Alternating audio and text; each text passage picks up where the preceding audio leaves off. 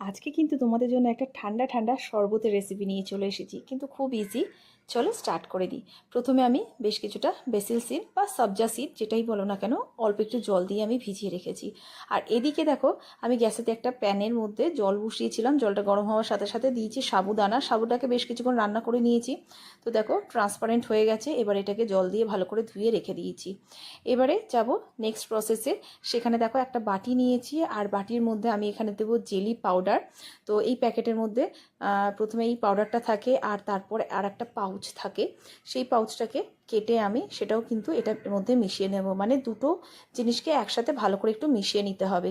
তো এটা আমি আলাদা করে প্রথমেই মিশিয়ে নিচ্ছি। একেবারে জলের মধ্যে দেবো না, তাহলে কি হয় তখন কিন্তু ভালো করে মেশানো যাবে না। তো এই দুটো একে ভালো করে কিন্তু আমি এখানে মিশিয়ে বাটির মধ্যে রেডি করে রাখলাম। এবার আরও একটা প্যানের মধ্যে আমি জল বসিয়েছি। জলটা ভালো মতো গরম হয়ে গেছে।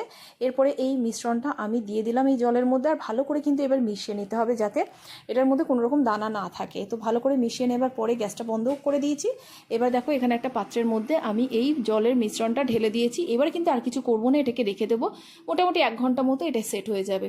তো 1 ঘন্টা পরে ফিরে এসেছি, এটা কিন্তু একেবারে সেট হয়ে গেছে। এবার আমি এটাকে থেকে ছোট ছোট পিস কেটে নেব। তো এইভাবে দেখো আমি জেলিগুলো কেটে নিচ্ছি।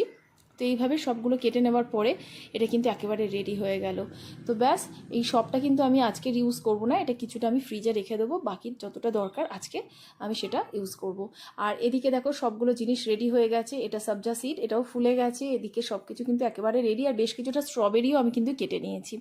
তো ব্যাস, এই সবগুলোকে এবার একটা বাটির মধ্যে আমি ট্রান্সফার করে দেবো। তো প্রথমেই দেখো সাবুদানা যেটা রেখেছিলাম সেটা প্রথমেই আমি দিয়ে দিচ্ছিলাম। এখন কিন্তু একটু জমে গেছে, পরে আস্তে আস্তে কিন্তু এটা ছেড়ে যাবে।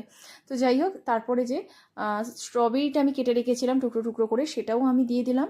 এরপরে এর মধ্যে দিয়ে দেবো যে জেলিটা আমি বানিয়ে রেখেছিলাম, সেখান থেকে বেশ কিছুটা জেলি আমি এখানে দিয়ে দিলাম।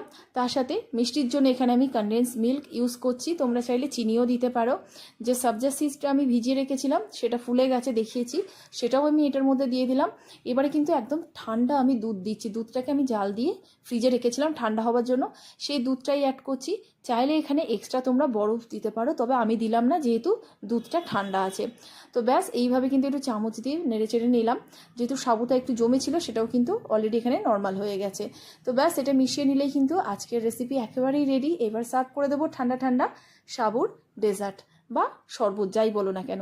তো যাই হোক, রেসিপিটা কেমন লাগলো সেটা কিন্তু জানাতে ভুলো না। এই ধরনের অনেক রেসিপি কিন্তু তোমরা আমার ইউটিউব চ্যানেল আর ফেসবুক পেজে পেয়ে যাবে, দেখে নিও।